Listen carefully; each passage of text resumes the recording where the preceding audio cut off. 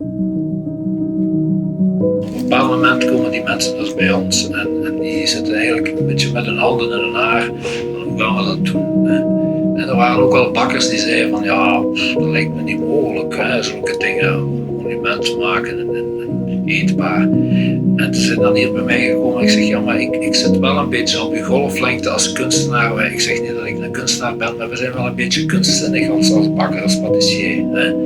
En voilà, we hebben dus samen die monumenten eigenlijk omgezet in iets eetbaar.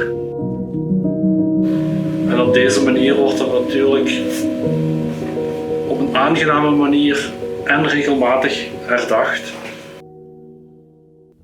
En zo is er ook een sleutel, de doelvoersleutel. Dat is eigenlijk een sleutel die werd gebruikt om mijnen te ontmijnen tijdens de oorlog. Eigenlijk ontbrak die sleutel om die mijnen te ontmijnen. En daardoor zijn er veel slachtoffers gevallen en die worden op die manier eigenlijk herdacht.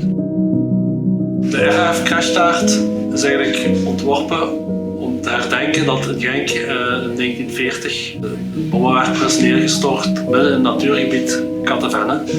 Een zeer bosrijk gebied. Vandaar ook de groene kleur van de taart. We proberen natuurlijk zoveel mogelijk het gevoel op te roepen van bos. We hebben bijvoorbeeld chocolade geprint met een tekening van bos.